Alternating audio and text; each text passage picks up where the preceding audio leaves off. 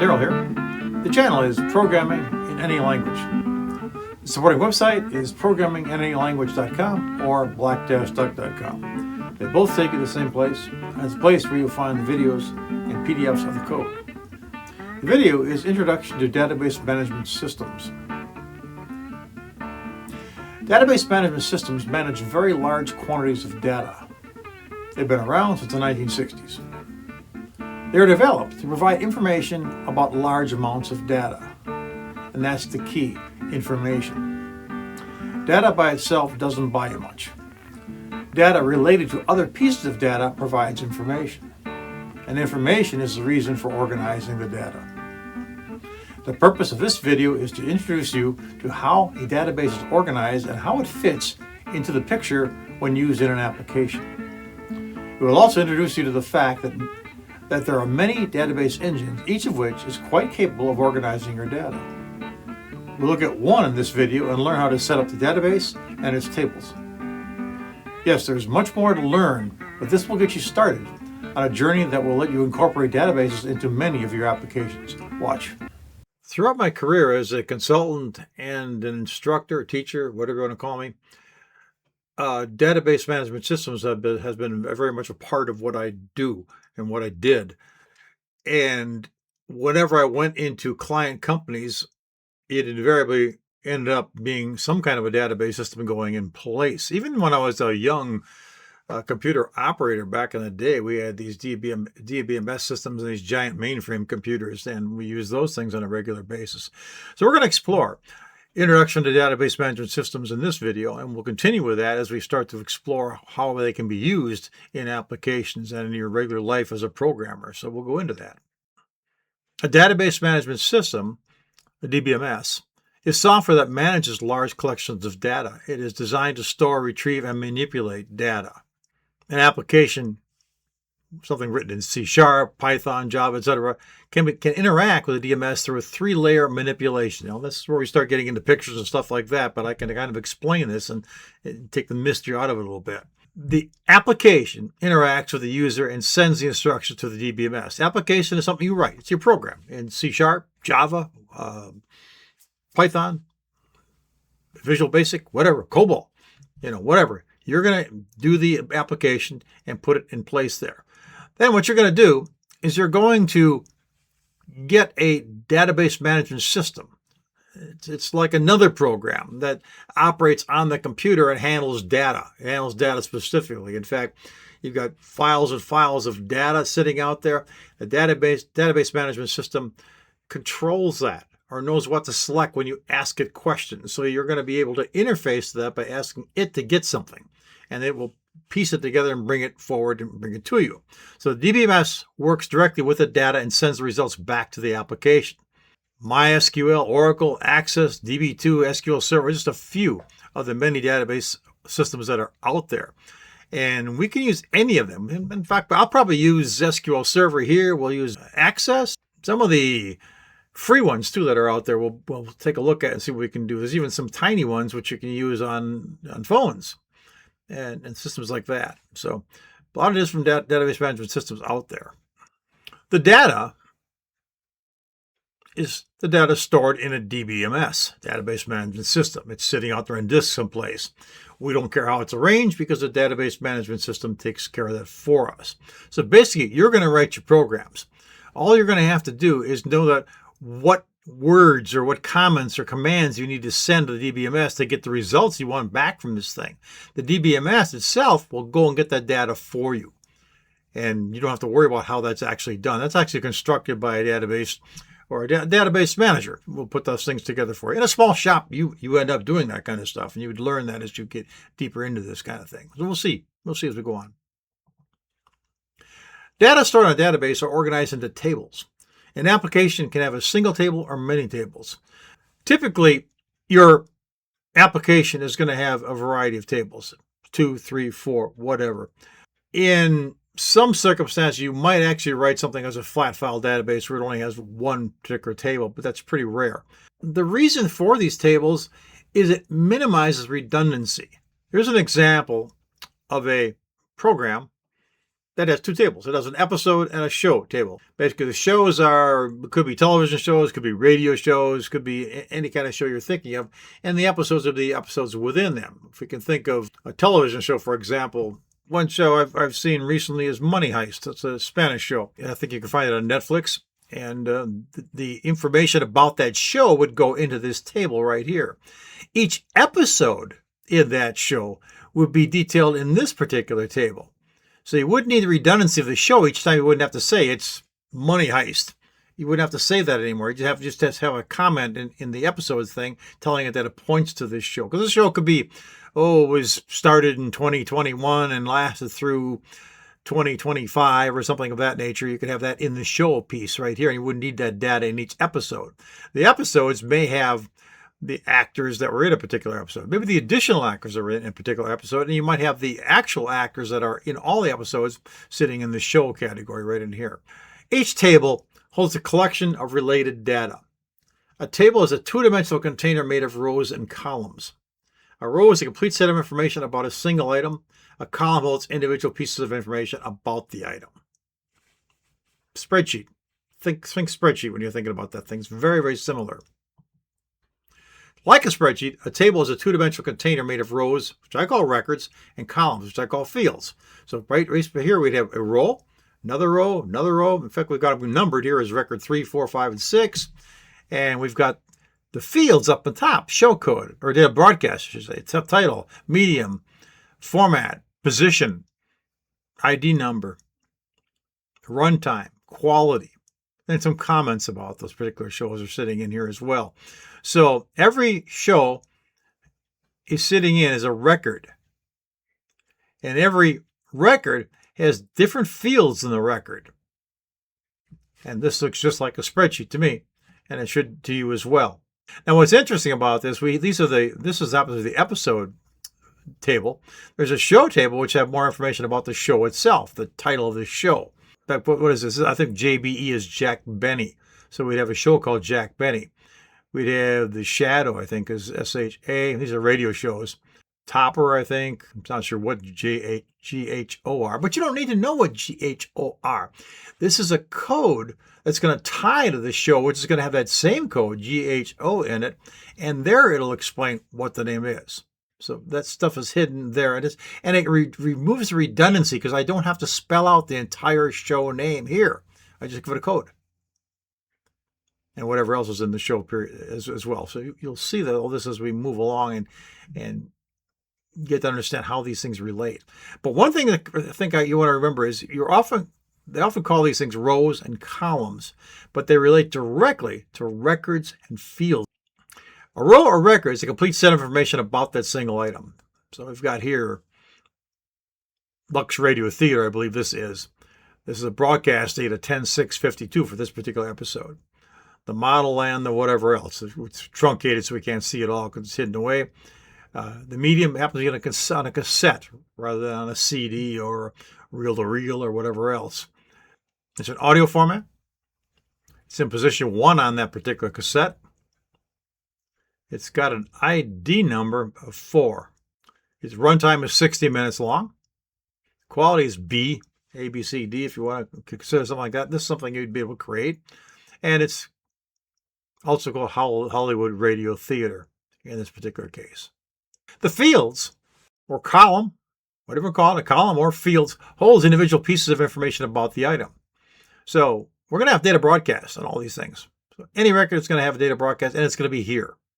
The medium, the cassette, CD, reel-to-reel, whatever else, it's going to be sitting over here. The runtime is going to be sitting in this column. The quality is going to be sitting over here, and it doesn't necessarily have a quality in some cases. Maybe we don't know. The show's count might be a comment about that particular broadcast. It's all sitting here as we set this thing up. A database is a collection of those tables. We saw the episode of the show table a little while ago. So a database is a collection of those two. In this particular case, the database consists of episode and show tables. A table corresponds to a file as well as a spreadsheet. So when we think of this thing, when we were saving data in text files, a table might contain the same information that a file does in a text file. A row corresponds to a record. The column responds to a field. and each table holds a collection of related data. The database designer specifies the data type for each column. Acceptable data types are defined by the DBMS, not C#, Python, or whatever else. And by that, I mean, you don't have to get too deep into this now, but as we write the programs in C#, Python, or whatever, we're going to be using data types in there. And when we work with pulling data from the database or sending it to the database, we want to put the same kind of data back there. In the case of an SQL server, a bit is the same as a bool in C#. So if we got true false values out there, we might call them a bool in C#. When we pass them out to the database, it's a bit. Date time is the same in this case in both these systems. A decimal value with T total digits and D digits appearing after decimal point are sitting here, and we just call it a decimal in C#. A float, real numbers. It's a double in C#. Integer number, it's an integer in C#. Money, called a decimal. Char, N, a fixed length Unicode string with a maximum length of N characters. We just call it a string in C#. Var char N, a variable length Unicode string with a maximum length of N characters.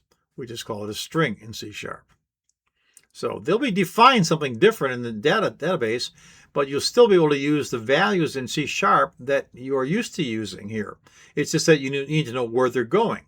A string is going to go to either an nchar or an varchar. Decimal is going to go to money if you're using SQL Server. If you're using something else like Access or MySQL, these things might be different. Most database tables have a primary key. A primary key is a column that can be used to identify a specific row. The column that is designated as the primary key must hold a unique value for each row. Example might be employee ID, social security number, invoice number, sales order number. There's 1,000 different kind of primary keys you can have for whatever you happen to be holding on to or maintaining or keeping. Certainly if you've got a list of employees in a company, they probably have an employee number. They're unique. Nobody has the same employee number. So that'd be a good primary key. We'll look into that all in great detail. In fact, I'll probably put together a systems analysis. I taught a number of systems analysis courses in the past, and database was a big requirement there just to kind of spill things out how you're going to actually set things up. So they'll kind of tie together. Should your data not contain a unique item that can be used as the primary key, you need to create a column specifically to serve as the primary key. This column is known as the identity column. And basically, it can just be an integer which counts from 1, 2, 3, 4. We'll do that in a little bit when I use Access. Identity columns typically contain integers. Each time a new row is added to the table, the DBMS automatically assigns the unique value to the identity column. This is a picture of Access. What we have here is we have a bunch of fields. We've got the database set up. We did this in I think in the anything database. We had first name, middle initial, last name, address lines 1, 2, 3, city, state, zip code, all in there. And this is showing us from the standpoint of the view of our database that we've got a person table out here, and we've got these fields. Remember, fields are going to be on top of one another. All those fields together will create a row. And in the case of the table here, we have an ID, which is auto number. This is your primary key. It'll be unique each time, and it'll be an integer, auto number integer, that every time we create a new record, the database increments it by 1. Should you delete some records in there, those numbers still will not get reused. They're gone forever. You keep on going and adding on to the integers as you go forward on that thing. All the other data in here are first name, middle initial, last name is all short texts. But what you might know here about first name, we've got that highlighted. It is a field size of 15. So we're defining how long it's going to be. If it's going to be 15, whatever. As we look down, there's other things you can do. You can set up mass, validation rules, all kinds of good stuff. And basically this stuff is if you want to do it, we can keep it very simple. We'll keep it very simple for this example by simply setting a field size when we do this kind of thing and go from there. So that's our person table. When we look at it from the view section, we're looking at the actual data, we can see the records now in there. We happen to add a couple pieces of data in here. And the ID number is sitting over here, 1, 2, 3, and you can continue to create new ones if you like. We've got Daffy D. Duck, and first name, middle initial, last name, address line 2, city, state, and zip, all sitting in this particular area right here as a record. So if we go back we're looking at the first name field being 15 long. I'm going to go forward. Daffy, Elmer, Tweety are all sitting in fields that are 15 long. So where these things are padded with spaces in the back end of this thing. So we'd be bringing this stuff along. We could actually use the anything database we did in version 4, I think even version 3, we created files that were structurally the same, where we had the same field sizes, and actually import them into a spreadsheet or input them directly into Access without having to enter the data. Since our program, our text file program, can actually add this data to it. That's basically what that looks like. I'm going to bring up Access here, and we're going to actually create a new database. I'm going to create a blank database right here by clicking on the blank database piece. And I'm going to give it a name. I'm just going to call it My Guys. We'll create, yeah, that's fine. And we'll create it. And inside here, I now have a table that's sitting right. What I'd like to do now is I'd like to create some data in here. So I'm going to go, I can have a views section right here where I can look at the database view and the design view. I'd like to go to the database design view right now and create it. Here's my table name. I'm going to create this thing. I'm going to call it person. I'm going to say OK to this. That brings up my database designer, my person here. Here's my automatic ID, field name, auto number is coming up right away. So that's going to be setting it up to me. I'm going to do this thing like the anything database. I'm going to create that first name right here, FIRSTNAME. And I'm going to say it's going to be short text, and I'm going to make that short text. It comes up default into 255. I'm going to make that 15. I'm then going to go ahead and create middle initial. Why don't we go straight down and actually create all of them? Last name, address line 1, address line 2,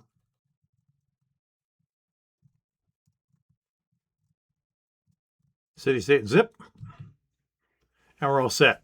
Now, what I want to do is I want to change, these are all 255s. I want to change these things. I'll drop at the middle initial, and I know I want to make it a 1. I want the last name to be, oops, what did I say here? Oh, I made it too big. 1. Last name is going to be 20. Address line 1 is going to be 35. Address line 2 is going to be 35.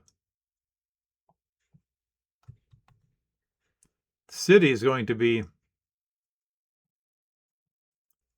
25. State will be 2. And zip code will be 5.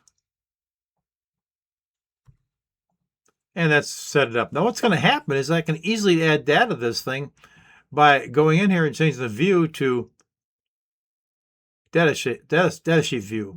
And I'm going to save the table right now. It's now saved. There, I'm going to create something new, so I'm going to go in here and I'm going to actually type in Daffy.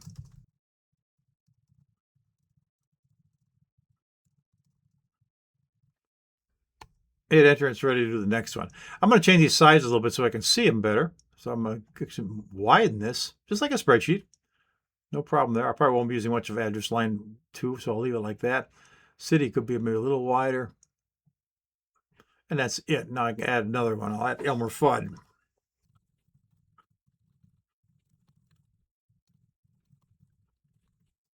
And so on. So I can create my data like this.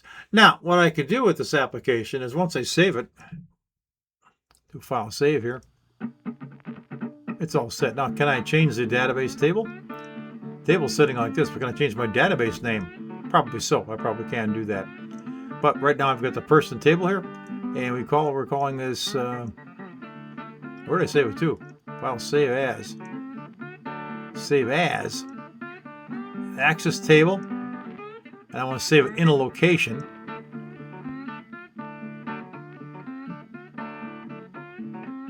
Now it's giving me a chance to actually put it someplace.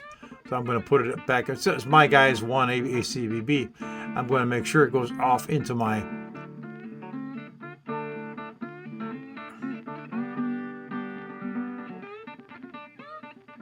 Introduction to DBS sandbox.